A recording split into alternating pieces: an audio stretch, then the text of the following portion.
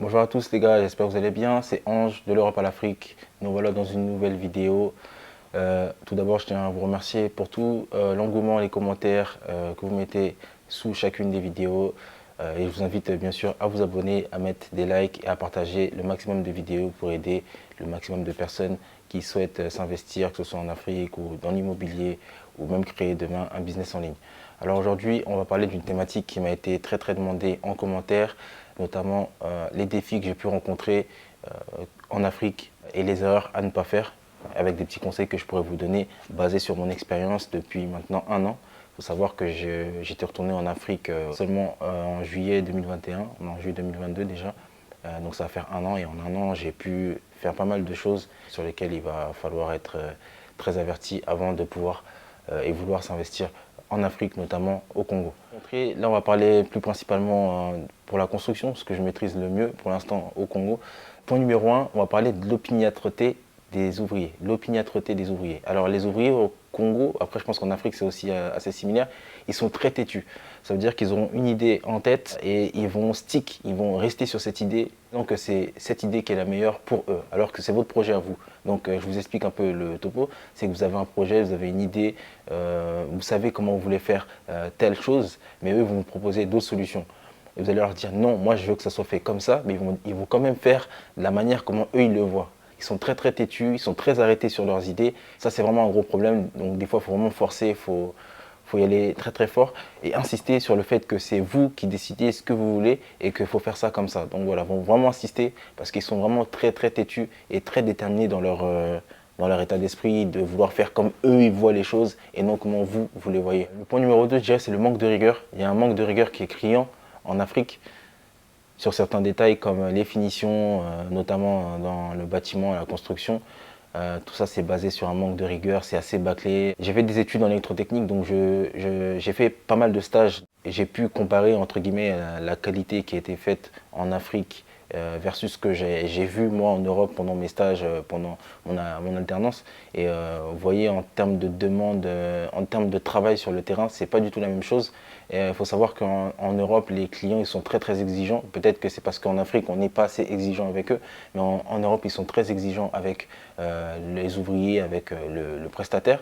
Donc du coup, même sur des petites finitions, ils vont vraiment être là présent pour que tout soit carré. Le niveau de rigueur exigé en Europe, il est beaucoup plus élevé. En Afrique, peut-être qu'on n'en demande pas assez aux ouvriers ou parce qu'ils ne sont pas assez qualifiés, mais en tout cas, on le voit à travers les œuvres et les ouvrages que parfois il y a des finitions où c'est pas normal. Ça, c'est aussi très fatigant souvent parce que vous devez être derrière eux pour chaque petite tâche, pour vérifier que ce soit bien fait correctement. J'avais fait une vidéo notamment, un des épisodes sur le chantier où vous voyez les escaliers, ils allaient passer au-dessus de la porte, dans la porte, mais ça ne les dérangeait pas. Donc si je n'étais pas là ce jour-là, peut-être que ils auraient fait passer l'escalier sur la porte. Donc allez comprendre. Vous voyez ce manque de rigueur, de logique parfois, qui peut vraiment laisser à désirer. Numéro 3, ce qui est fatigant aussi, un point négatif je dirais, c'est vous devez constamment être sur le terrain, constamment faire la police, constamment les surveiller.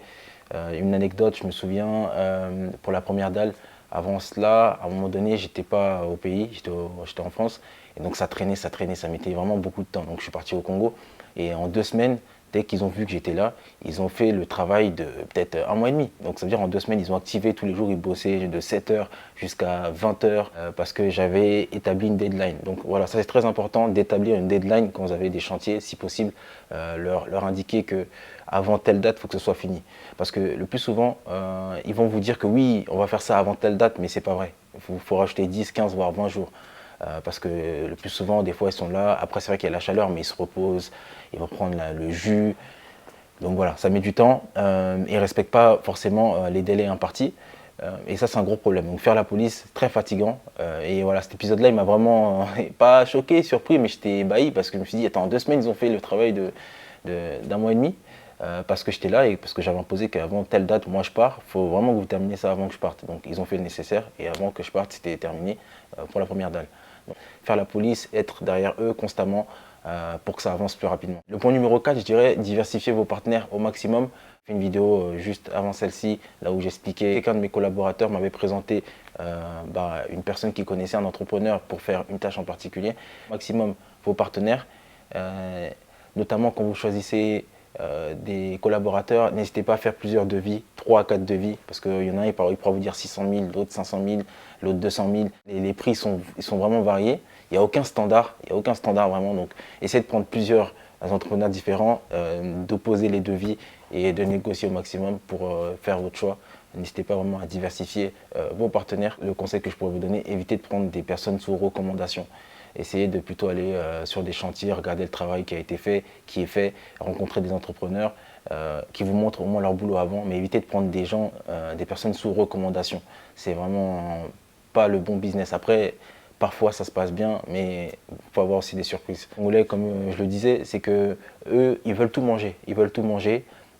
Si vous prenez un entrepreneur, s'il a la possibilité, il voudra vous faire toute la maison, que ce soit de la maçonnerie, de la plomberie, la ferraille, il voudra tout vous faire.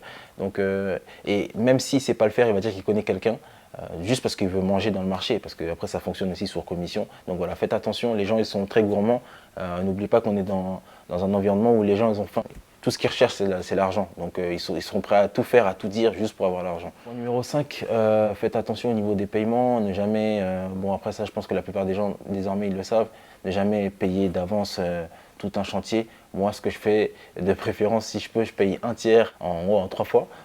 Bon après ils n'aiment pas trop ça parce qu'ils ont leurs impératifs, leur situation, donc ils aiment quand on paye au moins la moitié, mais moi je leur explique que normalement ça ne se fait pas comme ça. Bon après l'environnement africain est différent de l'environnement occidental, mais moi je leur fais comprendre qu'en Occident on te paye quand la tâche est terminée, quand elle a déjà au moins commencé, on ne te paye pas même avant que tu aies commencé la tâche. Mais eux, ils sont toujours là dans les avances, etc. Donc faites attention parce qu'il y a eu beaucoup d'histoires, notamment que ma mère me racontait, qu'auparavant il y avait des ouvriers qui prenaient une avance par-ci, une avance par-là, une avance là-bas. Donc au final, ils prennent des avances partout, mais sur les chantiers sur lesquels ils sont, ils n'avancent nulle part.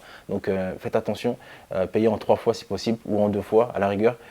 C'est pas plus mal aussi, mais évitez de donner cash tout l'argent comme ça. Et quand vous donnez l'argent même en 2 ou 3 fois, bah, assurez-vous qu'ils sont sur le chantier, qu'ils ont commencé même un minimum. 6, un petit conseil aussi, je dirais, évitez de trop rester sur le chantier, faites des visites si vous êtes sur place et que vous êtes flexible pour voyager en Afrique. Évitez de trop rester avec les ouvriers, de vous familiariser trop avec eux parce qu'après ils risquent de prendre la confiance et de vous confier leurs problèmes. Ça m'est arrivé, donc c'est pas que c'est une mauvaise chose, c'est compréhensible, on a tous des problèmes et évidemment après on se retourne contre la personne qui est la plus apte à répondre à vos problèmes, mais si vous commencez à résoudre le problème d'une seule personne qui travaille avec vous sur le chantier, vous ouvrez la porte pour résoudre le problème à toutes les personnes qui sont sur le chantier. Donc vraiment je vous déconseille, je vous évite d'aller sur ce chemin-là, donc ne pas trop vous familiariser avec eux, même si ce sont des bonnes personnes, dire bonjour, aller sur place, rigoler avec eux de temps en temps, mais ne jamais trop traîner, quoi. C'est un conseil que je pourrais vous donner. 7, du coup, numéro 7. Alors, ça avance vite. Si possible, une erreur que j'ai pu commettre, c'est si vous partez sur des gros projets qui dépassent 15, 20, voire même 30 cas avant que ce soit terminé, qui nécessitent au moins 30 à 50 cas pour que tout soit bouclé. Je vous encourage vivement à développer dès le départ une rente sur place, voilà, que ce soit même un business de taxi, un petit magasin, un salon de beauté, tout ce que vous voulez, mais une petite rente qui va vous permettre de gagner de l'argent tous les mois, même si c'est 100 000, 200 000, 150 000, ça va vous soulager et ça va vous permettre de déjà gagner un peu d'argent. Mine de rien, quand vous commencez un projet, si vous débutez un chantier, ou quel que soit le projet en Afrique, et que vous gagnez 0 € et que ça dure 1 an, pendant 1 an vous gagnez 0 €, ça pique. Voilà, à un moment donné, l'argent il fait que sortir, sortir, sortir, il n'y a rien qui rentre. Qui vous permet vraiment de tous les mois, non seulement en plus des dépenses, de gagner de l'argent. Très important pour que ça soulage aussi vos finances et que vous puissiez assumer les frais parce que des fois on a des imprévus, on ne sait jamais. Donc voilà. J'espère que tous ces points vous auront aidé. Si vous avez des questions, n'hésitez pas à me les mettre en commentaire, je n'hésiterai pas à vous répondre.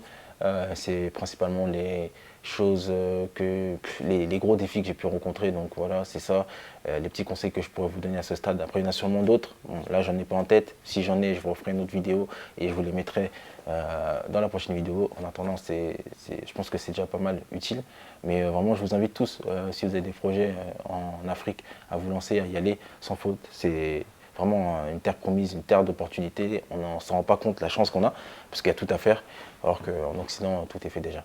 Voilà. N'hésitez pas à mettre un like, un commentaire, et on se revoit dans une prochaine vidéo. Prenez soin de vous. Ciao.